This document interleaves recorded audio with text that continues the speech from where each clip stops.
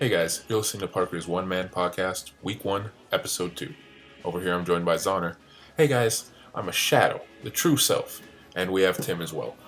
What's up? I'm a persona. The facade used to face life's hardships. So last week we concluded with our speculations of what would be revealed on Tuesday's Nintendo Direct, a Super Smash Bros. Focused Direct. And unfortunately, we were fairly off.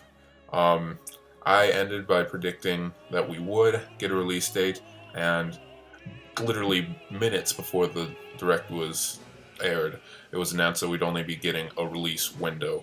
So the release window ended up being the 3DS version is going to come out before the Wii U version, and that's framed for sometime of summer this year, with the Wii U version being delayed until winter of this year. So what do you guys think? Let's start with you, Zohner.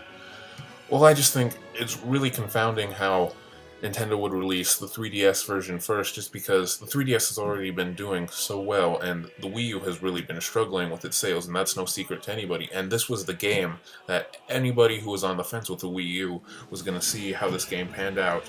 And some of them had already been committed to buying the Wii U as soon as this game was launched. So now they're going to lose those sales, and it might, if they release it towards the holiday season, I guess that'll be even more beneficial to them, as they'll kind of create a lust from depriving those who really want their HD Smash Bros.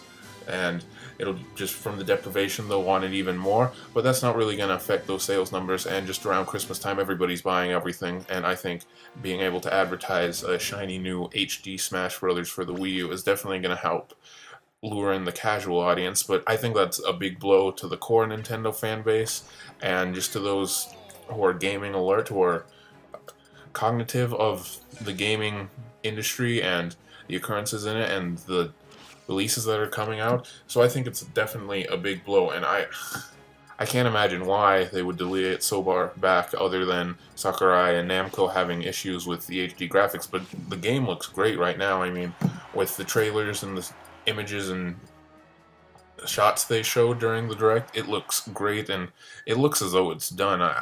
The only thing I can imagine is that they're fine-tuning something like the internet features and maybe adding something like a stage builder, which I can't imagine would be present in the 3DS version, and maybe they're just refining that and furthering that. Yeah, that's a good point. I mean, yeah, it is really disappointing that the Wii U version was delayed, but I don't necessarily think it's a bad thing as long as we're compensated with a solid 3DS version. Even though I wasn't really excited for the 3DS version as much as I was for the Wii U version, I've always wanted to play Smash Bros. On the go, and I think this is going to be an excellent opportunity just to play it wherever I want. But what was that game like 10 years ago when I actually commuted by something other than myself driving? So, I mean, there's really no opportunities for me to play it other than when I have access to my home console, to the Wii U or the PlayStation or Xbox or whatever. So, it's a good substitute right now, but it's really disappointing that the Wii U version is going to slip so far back into 2014. I mean, it might be some sort of sales tactic, but I really think, I mentioned this last week in the podcast, that Nintendo was really pressuring Sakurai to get this game perfect, because so much weight is placed on it to really bolster the Wii U sales this year. I mean, aside from Mario Kart 8 and that game, there aren't really any big major marquee titles being released for the Wii U this year, and that's a serious problem. And hopefully we'll get some new announcements that'll fill in the gap between then, but they aren't going to be anything revolutionary or extremely great, just because we know what's coming. I mean, we have a promise of Zelda E3, but there's no way that's coming out this year. That would be lucky if that comes out next year, in all honesty. But I just don't know. It's troubling, but I know it's got to be for the best, right? What do you think, Tim? I mean, everything else you guys have said, I completely agree with, but I mean, it'll be fun to sit around with your friends playing Smash Bros. On the 3DS, but there's nothing like sharing the TV and seeing everyone else's reactions. I mean, I don't know what it's like to play Smash Bros on a handheld system. It might be really similar, but it's kind of disappointing. Like you guys said, it's just not. I can't imagine it being the same as playing Brawl or Melee or the original, sharing a TV screen with all your friends. I mean, you'll generally be in the same room when you're playing the 3DS multiplayer matches, but I don't know if it'll be the same just because you aren't sharing the screen. It'll be hard to really gauge everybody else's reactions aside from just kind of a yelp or a holler here or there. But speaking of 3DS multiplayer versions, there was also a special version announced for the 3DS called Smash Run, which is a local 4-player multiplayer mode in which it begins with a 5-minute kind of scavenger hunt through a dungeon with all the players in it, and they have to defeat a variety of enemies, some original to Smash, some taken from other series, like Stalfos from Zelda series and like Chandelure from the Pokemon series, or two that instantly spring to mind. And these upon defeat these enemies, they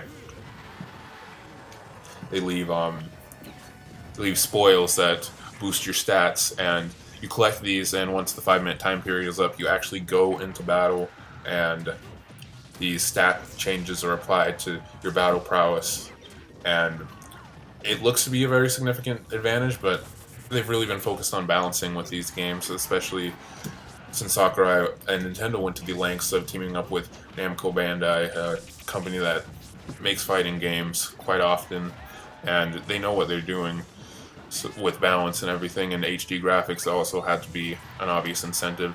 But I think this game is going to be fun.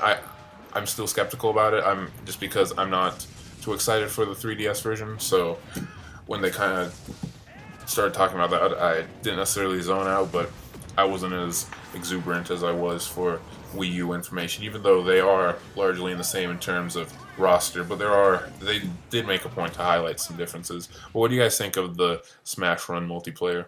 I'll start with you this time, Tim. I mean, like I said, I really like multiplayer in Smash Bros. That's what Smash Bros. Is. I mean, when has anybody ever just played Smash Bros. For the single player mode? I can't think of anybody, but it's all about multiplayer. It's all about that experience, and most of all, it's all about couch multiplayer. And you have to have that online element just because it's so pivotal in the modern video game ecosystem. But Nintendo has always really narrowed their focus on couch multiplayer, and that's been at the detriment of their online services, and they seem really adamant to correct that with this Smash Bros.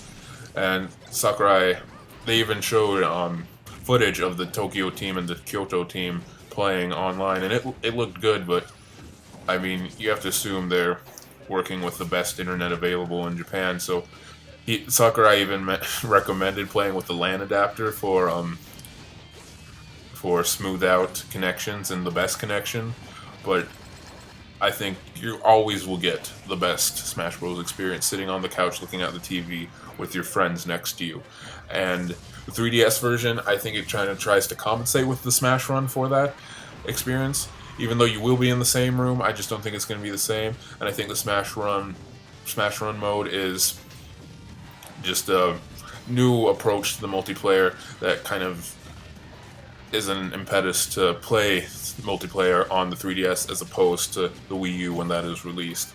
And I mean, it seems fun. It's kind of like the stickers from the previous Smash Bros. When you collect stickers and they would kind of they would augment your abilities. I think that's how they work. I never actually played with those, but I mean, they seem fun to just have them in such a limited context that is easily erased and reset after each mode. I think it's going to be a fun spin on multiplayer, but I don't think it's going to detract from the main appeal of Smash Bros, which is the co-op, the couch multiplayer. Yeah, I mean, I definitely see that with the with how they're just trying to incentivize consumers to go to the 3DS version, but the 3DS install base is already there. I mean, the biggest incentive for the 3DS version over the Wii U version at this point in time is because most people who own a 3DS don't own a Wii U. Just in the numbers, you can see you can easily discern that not everybody owns a Wii U and a 3DS. And I think the biggest advantage for Nintendo in terms of selling the 3DS software is because their 3DS install base grows tremendously each week. Looking at like the media creates charts in Japan, it is on top week after week. It sells in droves over there, and even though there aren't any big Hallmark games being released week after week, it's still people are always going and picking up, and I can't imagine how that system keeps on selling so well week after week, but it's working, and I think that's the biggest advantage Nintendo has with putting out the software on the 3DS first, is because you have the Wii U owners who more likely than not do own a 3DS, so they're gonna want to get their Smash Bros fix, so they're gonna go out and buy the 3DS even if they were planning on abstaining and just getting the Wii U version. They're gonna want to play Smash Bros, the new one, as soon as it's out, so they're gonna have to buy the 3DS version, and the people who don't own a Wii U but want to play Smash Bros and have a 3DS are going to buy that. So that's going to boost numbers significantly, I think. And then you still have the promise of an HD, fully realized online Smash Bros to tip the Wii U unit numbers, the sale numbers for the hardware, into the positive and to impressive numbers at the very least. And I don't really see a need to incentivize beyond that, but I definitely think it is a cool addition, and I think more than anything, they're just really trying to distinguish one Smash Bros experience from the other, so you can't get on them for releasing the same game twice for two different systems and kind of just milking the franchise. And I believe they really are trying to differentiate one release from the other and making them unique experiences, whether it be with the different stages or these new modes that we're seeing. And I think the Smash mode is just going to be a fun little multiplayer mode that when you don't want to play serious Smash, whether it be with items turned off or with on Battlefield or whatever, if you just want to play some fun, whimsical Smash just for pure fun, I think that'll be a good alternative just because it adds that element of customization. Zohner, do you have anything to say? No, I think you guys covered it. I do like the customization, though. I mean, that you touched on at the end. I think that's cool. And with what they were doing with the customization, Sakurai alluded to this during the presentation, but he said there would be further details revealed in the future, was that the movesets now are customized, and we don't know exactly what that means, but he showed like Kirby emitting like a glacier, like the Mr. Freeze from the older Smash Bros. I think he's an ice climber item, I think, from the older Smash Bros. And he would throw him and the enemy would instantly freeze, and that was also the same with the ice climbers down B. If they emitted like a gust of frozen wind, and if a player came in contact with them, they would instantly freeze. And Kirby emitted something like that, and Link was doing something strange with his sword, I think. And I'm interested to see how that plays out. I don't really know. I mean, Sakurai loves Kirby, first of all, and so but just his the idea of Kirby, the concept behind Kirby, it seems like a good character to start demonstrating with that, just because he has so many different transformations that you could easily customize his moveset. But for somebody like Mario, what are you going to be able to toggle between like Luma and the Flood or the Wing Cap or something? I don't know how you're going to really customize Mario's moveset. But I think that's interesting, and I look forward to seeing more information about that, but I don't think we're going to get either game before E3. I think we're going to have E3, the two big points for Nintendo at E3 are going to be Zelda and Smash Bros. And I think Smash Bros, they're just going to clean up, refine, get all the nitty-gritty out of the way to to make a clean launch for the 3DS, and I think this is not the last Smash Bros. Specific Nintendo Direct. I think we'll get one after the 3DS is launched, prepping us for the Wii U one, reminding us that there is a Wii U one coming in HD, and I'm looking forward to it still. But I mean, this is such a departure from previous Smash Bros. They really seem Sakurai is really taking his time, and his team at Namco Bandai, they really want to distinguish this Smash Bros. Entries, both the 3DS and Wii U version, from any other Smash Bros. It's the same idea, but it looks to be so much different. It's the core gameplay at heart, but they're really adding a lot of variety with the multiplayer modes and the different ways of play. Yeah, I actually wanted to segue into this, what you were talking about with the customization, but you kind of already covered that. So, do you have anything to say about the customization, Tim? But first of all, I'd like to throw in there, sorry, before you talk, that I think the customization is going to be interesting, but I think mostly it's going to be a novelty, a gimmick, almost. That, I think, similar to what I thought about Smash Run, I just don't think it's really going to have the sustenance that will maintain a replay value. I think Smash at its core, the selling point of Smash is the familiar. People know Smash, and that's why they want it, and that's why they're going to buy it to play the way they've always played, whether it be with all the items on or with all the items off, or on the new Battlefield permutations of every stage. I think that's how people are going to play it, 3, 4, 5 years from now. I don't think many people are going to be playing the Smash Run or with customized movesets. I think it will be fun initially, but I think that's gonna wane really quickly, even amongst friends. What do you think about the move customization, Tim? Well, it's a little too early for me to really reach a final verdict on it, but I mean, I like the idea of it. Like Zohner touched on this with Kirby, how he has a plethora of moves at his disposal, of transformations and enemy abilities, that I think it'll be really interesting for a character like him or Link, who's seen all these different weapons throughout his adventures, whether it be like the beetle, which is actually already an item, so I don't know if that's gonna be included just because it's redundant, or like the ball and chain from Twilight Princess.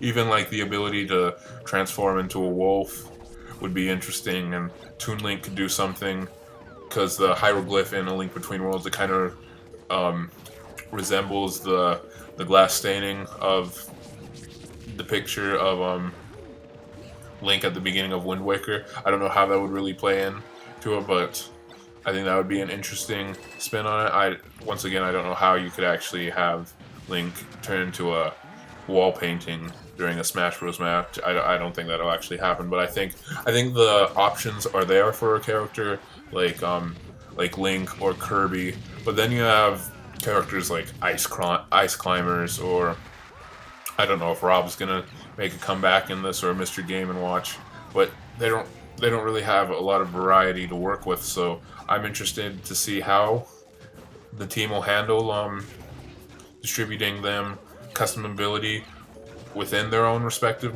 move sets. I don't know if they'll be able to supplant like the lack of versatility in their own franchises with maybe items from the Smash Bros. Series. So like, I don't know, like your default Smash, instead of whatever it would be the home run bat, or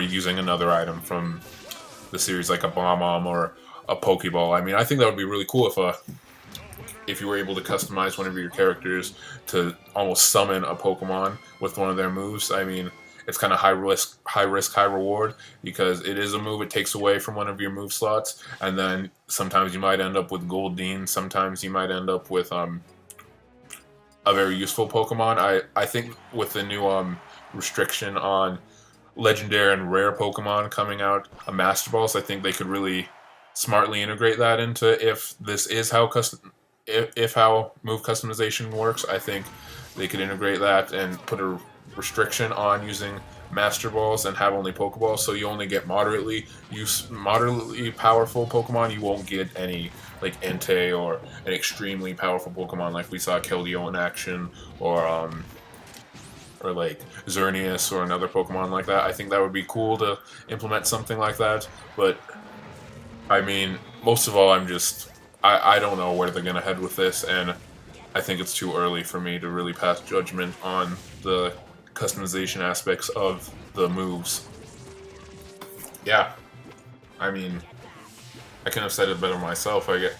You really do have to take everything with a grain of salt, because, particularly with the Wii U version, I mean, this is probably going to come out in November or December at this point in time, if it's not pushed back to 2015, which I think is honestly a very real possibility right now. And I don't know if I think Nintendo really wants this game to come out this year, but they also really want it to be the best game in the series, and I don't think they're gonna sacrifice I don't think they're gonna expedite the game at the expense of the quality of the game, because I think this is the game that Nintendo has their hopes pinned to reinvigorate the Wii U sales, to really jumpstart it back to life, and I don't see that. I don't see them releasing it early just for that sake. I think they want quality out of this game, and I think they want the reviews to be reflective of that. And the media at large, I think they've come to expect very lofty things of Smash Bros. And especially since this is a collaborative project with Namco Bandai, and it's the first HD installment in the series on the Wii U, I think the expectations are even greater than what they normally would be for a Smash Bros. Installment. And it looks very promising from what we saw yesterday, and I can't wait to play it, but I just, I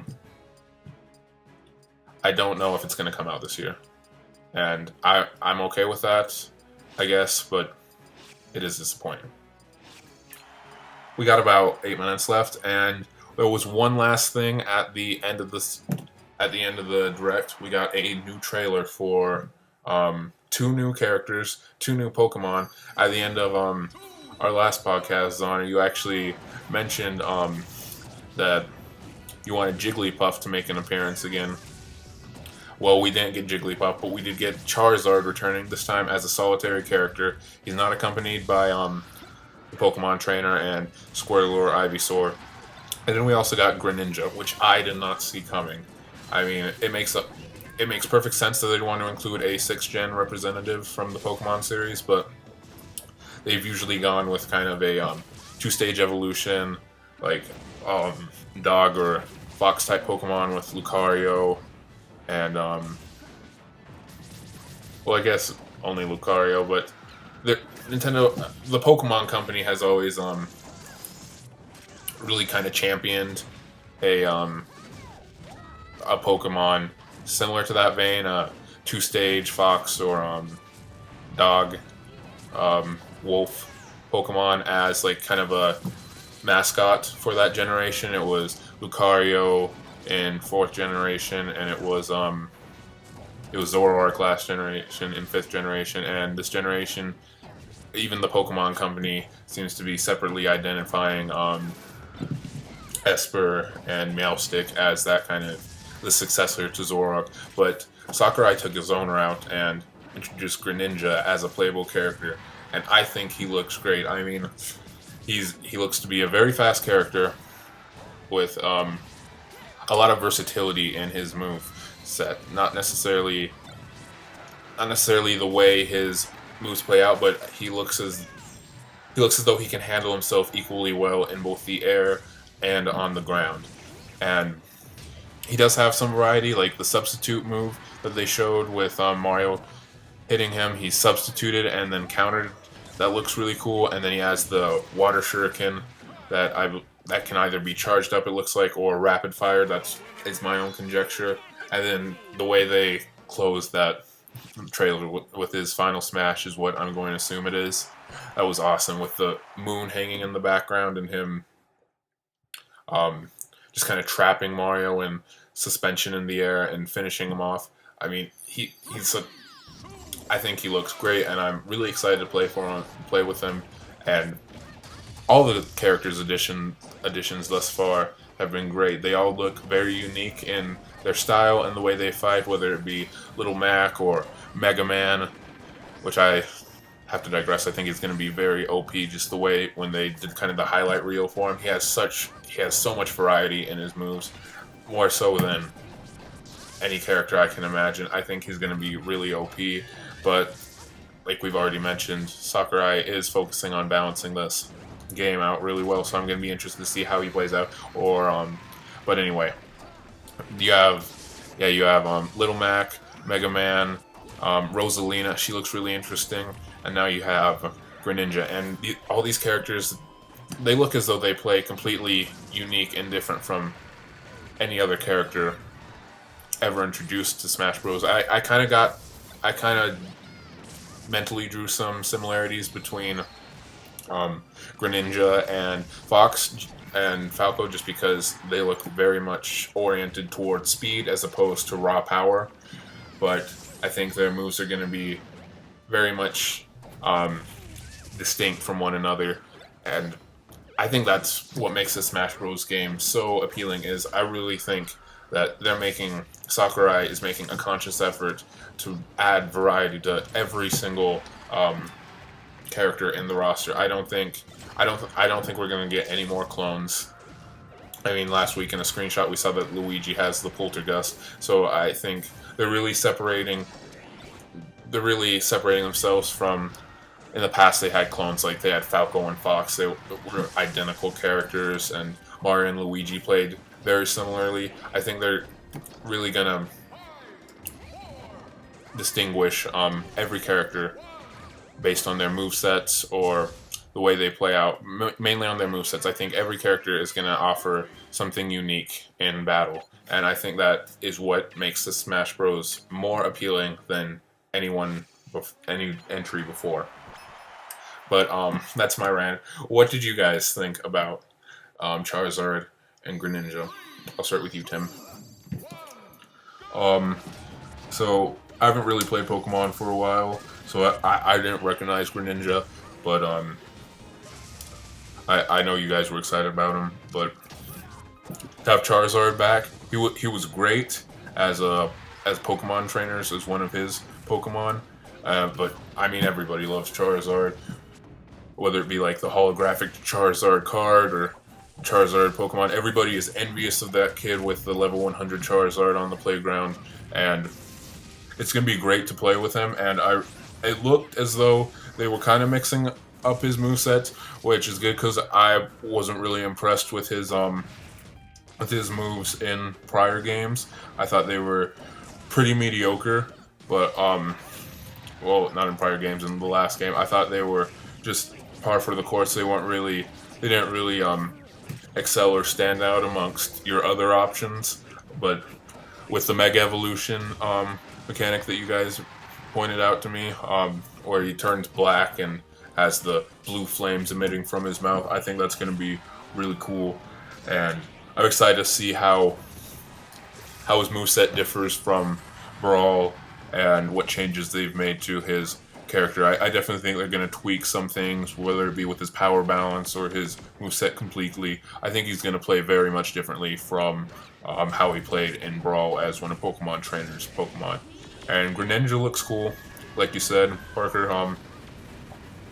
He looks very much more oriented towards speed, which isn't a bad thing. But I've always played with raw power players, so I don't know if I'm going to play as him a lot. But he looks like a fun alternative to something like Fox, who I never really liked to play as. Okay, good. What about you, Zohner? What did you think about Greninja and Charizard? Well, like you said, Parker, I mean, I never saw Greninja coming, and I'm really surprised by the revelation of it. And he looks like a very fun character, a very unique character. But I'm really I'm really excited about the implementation of the Mega Evolutions in this game. I think that's gonna be really cool. And if they just kind of, I don't know how you're gonna Mega Evolve. I bet it's gonna be through a Final Smash, but I don't know how they're gonna implement that. If your Mega Evolution is just gonna be if your Final Smash is just going to be a Mega Evolution, or if it's going to be an attack, much like Zirasu Stamus was in the past, where you're going to attack and then Mega Evolve, or if you're just going to Mega Evolve and that's going to absorb your Final Smash completely, and then you'll be in your Final Smash mode until you die, or for a certain amount of time. I don't know how that's going to play out, but it looks like Sakurai pointed out with Lucario that his Aura Beam attack is going to be significantly more powered when he's in a Mega Evolution, and so I think it's going to add a nice, some nice strategy to the game that I don't think it had in the past. It was very much skill oriented, but now playing as a Pokemon, you're also going to have to playing as Charizard or Lucario, you're going to have to take into consideration Mega Evolutions and when to use them, but you can't just hoard the Smash Ball either. So I think that's going to add some strategy with the Mega Evolutions, and that's what I'm really excited about these Pokemon introductions, is the fact that there are going to be Mega Evolutions in the game, and both Lucario and Charizard are going to have them. Alright, and with that, guys, we just hit the 31-minute mark, and it's time to say goodbye. So, thank you, Zohner. Thank you, Tim, for joining me today. This has been Parker's One Man Podcast. Thanks for listening, guys.